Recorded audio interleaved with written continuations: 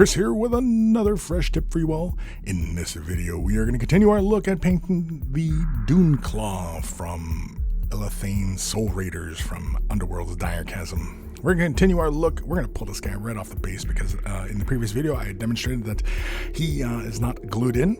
And so we can paint this base and all the little details on it free of obstruction. To get it started, we're going to use some Zameshi Desert. Zameshi?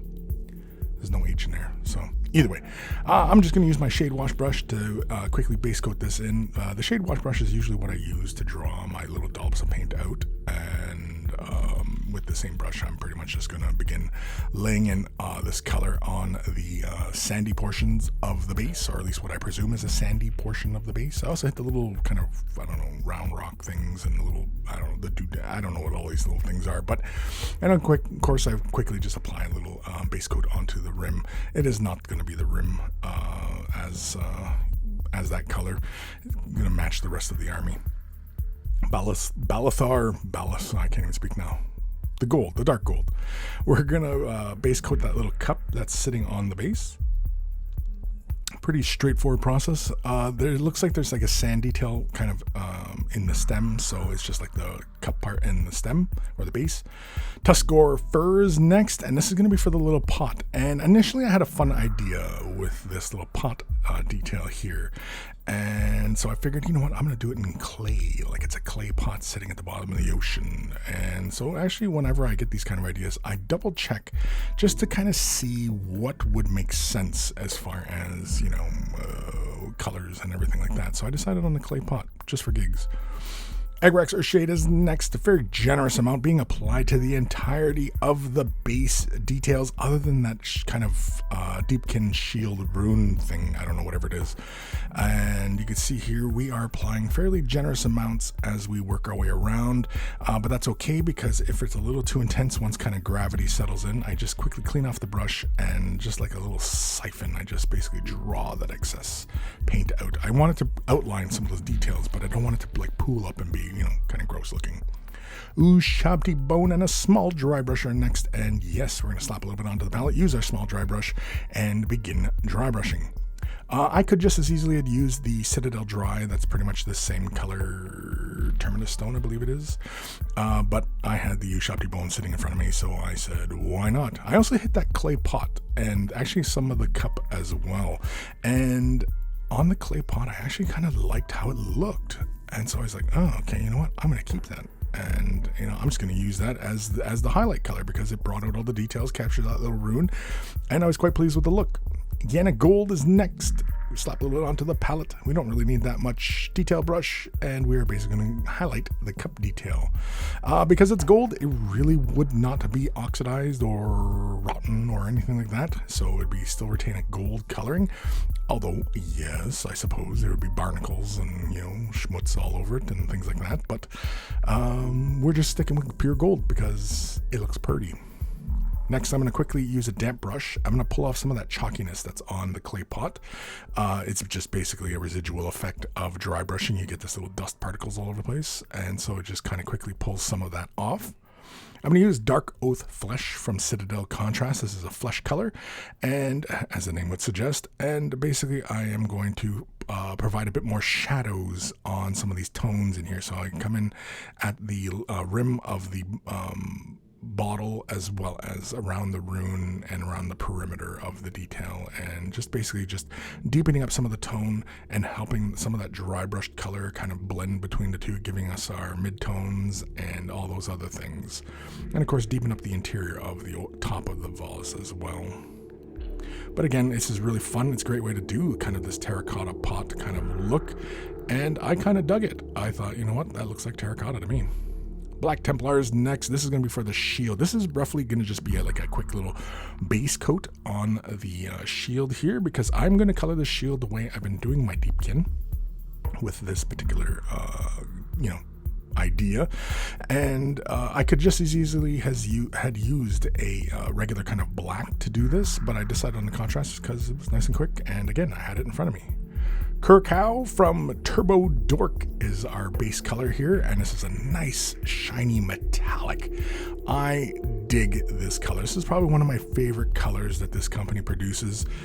It is this turquoisey kind of teal kind of color, and it's just fantastic. And I just instantly fell in love with it when they released this color, and I was into my deepkin at the time, and I thought, you know what, this is perfect for armor. And so this is going to match pretty much all my other deepkin. Spoiler. I do apply 2 coats, and then I'm going to come in with some Pterodon Turquoise, some Citadel Contrast Medium. I'm going to slap just a drop onto my palette. I'm going to add 2 drops. 2? No, apparently 1. Thin the color down and make sure it's good, nice and thoroughly mixed. No marbling, and then apply a nice generous layer. No pooling, just the generous amount. Let it fall into some of the recesses, I should say, and fall into the nooks and crannies, but not change the overall value and not pool up too heavily. Around the perimeter, that's fine, as it's just really dark, but otherwise, that is it. Let that dry. We're going to come back in once it's dry. I basically hit it with a dryer, speed it up. I'm going to hit the center of this, and as well as kind of go for a bit of the high middle, getting darker. It's sort of a non-metallic metal kind of vibe, but not quite. I'm not fussing over because, again, the crab is going to obscure most of this anyway, so I'm not too concerned about it. We're going to come back in with Curcow, and we are going to slap a little bit onto a palette, just a drop.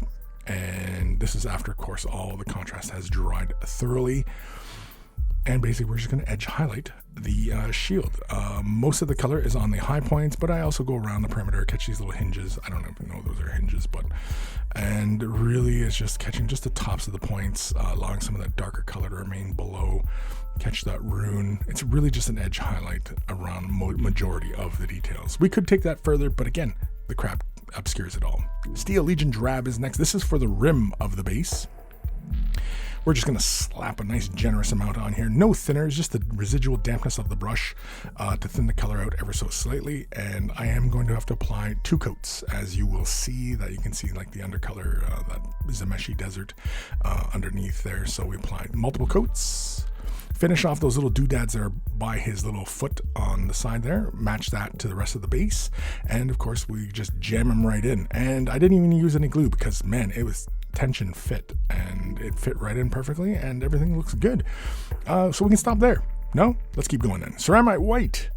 Emperor's Children. We're going to slap this onto the palette. 1 drop of white and 2 drops of Emperor's Children.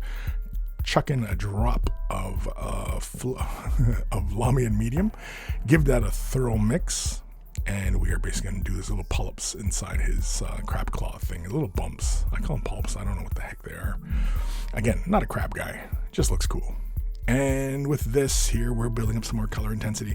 We also may hit some of the spikes as well. I do not recall, but I think when we concentrate most of this color, again, if you're paying attention to the previous video, I was mentioning that I was wanting more prominence towards the claws because, again, it's really kind of what, draws the eye. And again, with the example of the crab that I was imitating here, it does have like really bright little polyps inside his claw. And so I wanted to emulate that. Again, it was an inspiration, but I wasn't, following it too heavily. Generous amount of water, grab a little bit of that mixture, thin it down into a nice thin glaze, and we are going to begin adding just the tiniest amount of a highlight onto the ends of these little spikes. Again, we're just building up more color intensity and just visual interest, and also to help a bit of the framing around this guy. Basically, with these little bright points on each of the little spikes, allows the viewer to kind of see the head for the head, versus if we had left those like the same color as the body, it would all just kind of be dark and it would all kind of blend together. Whereas all these little instances, they frame out sections of the model so that we can view them and enjoy the whole visual experience. Overall, it's a fairly dark color scheme. I was actually kind of surprised, but again, because of the color of the base, I knew base was going to be bright, so I knew that a darker model would be okay on that. Black Templar is next. And we're going to just basically apply this to the little fingernail claw things and also clean up that. And I leave a little bit of that base color at the tips of the toenail, feet, claw things. And I just make sure that I get it nice and clean up towards where that Screamer Pink was when we initially laid that in. Ceramite White. All on its lonesome. We're basically going to dot his eyes. Now, I do have to do this off camera because it does require a steady hand and clear eyes to do it. You can see there's his two little eyes. It looks like the little crabs from Dark Crystal. But anyway, we're going to take a little bit of the pink and a little bit of the ceramite white, and basically we're going to just catch just the little polyps on the inside of his claws. Again, some of them look like they're kind of intense, but if you know what kind of crab I'm painting, then you will see and you go, oh, that makes total sense now. I'm not going to tell you guys. I want to see if anybody can figure out what crab this is. I know it's not really great, but anyway, we're going to slap a little bit of the medium onto the palette, throw a little bit of the pure white. I didn't bother using any flow aid to accomplish this. I probably should have. I usually do for these kind of recessed details, just so that they go completely inside the detail without, spilling out onto other details or anything like that. But I knew I was going to have to clean it up anyway, so I was like, meh. And I do that twice, get it nice and bright. I'm going to jump in with some Iyanden yellow. This is for his little eyeballs. I do want a nice amber color for his eyes, but I also want some nice bright yellows to appear. And so very carefully, off camera, I also fully get those eyeballs and allow a lot of that amber to reside in there. And I had considered hitting it with a brighter yellow, but I thought, meh, there's plenty of brightness in there. Next, we're going to jump over to some fluorescent pink from Golden High Flow. We're going to use some Liquitex Flow Aid. Throw a little bit, a drop onto the palette and a drop of the Flow Aid. Give that a thorough mixing. And this is for the rune. And I love these fluorescent colors. These are so much fun. It applies really, really easy. Just make sure you have a nice detail brush and just let the paint fall within the recesses. If it's on the outside, don't worry, it's thinned out, so it does not change the overall value on that surface too heavily. But we are going to have to apply multiple coats, so you just quickly speed up that dry by using a hairdryer or something, and then apply a second layer. Naggaroth Night, Macragge Blue. Again, same mixture as what we had done the base color with, so it's 1 drop of blue, 2 drops of Naggaroth Night. And with this, we're going to clean up around the icon on his top of his head. And with this, basically I'm going to do it off camera because it requires me to have a steady hand and to be able to see what I'm doing, which is kind of difficult for camera. So you can see there, we just jump ahead a little bit and it's nice and cleaned up. And that rune is glowing there in his head, and I thought that was a lot of fun. I considered also doing it amber to kind of match with the color scheme, but we're going to take a little bit of white scar, throw that into the mixture, add a drop of Lamian Medium, give that a good mixing. And with this, we are basically going to finish off some of the highlights around the legs and knees. Also, some of his arm plates, we apply this color. And also on his little mouthy, pinchy thingies on his face, I also throw some highlights on those, so you may notice those are framed out a little better in other shots. I'd have to do that off camera, just because I was trying to be very careful about it. And again, it's a little bit challenging to try and get the good camera angles with this sort of stuff. And with that, you can see how we got a nice bright color there. And I also do the little barnacles on his shell as well with that color. We come back in with some more white scar, mix it in, going for probably more like a 2-to-1, 2 white to 1 of the mixture color. And very carefully, we're just catching just a very minimal amount of highlight on those edges, really just the high points. And that is pretty much it for those spots. And I also will use this color on the little barnacles or on his shell. And I'll only highlight just the top port and the forward edge, so that there's a little bit of that base color left behind. So it's not like, it's kind of like doing almost like a half moon kind of shape on that little top surface. It's a very, very minimal highlight. It's not a lot of color being laid down there. It's just really just kind of bring those forward. I had considered doing them in other colors. I was even thinking of doing them in a metallic as well. I know, crazy, right? But then decided against it, and I thought, no, let's just go with that base color with white. Make them nice and prominent. And there we are. That's it. That is the Duinclaw from Elathain's Soul Raiders. Hopefully you guys enjoyed this one, and hopefully you guys, had fun with this, and if you do have this set or any model similar to this, give it a try. It's a lot of fun. I want to paint another one in many different colors under the sea, as it were. Can anybody tell me what the color scheme was that I was borrowing? Big thank you to my patrons. Without their support, these videos would not be possible. If you're considering Patreon support, click the link in the description below. A huge thank you to everybody who does. Without your support, this channel would not be able to continue to go on. Take care of those brushes, and they will take care of you.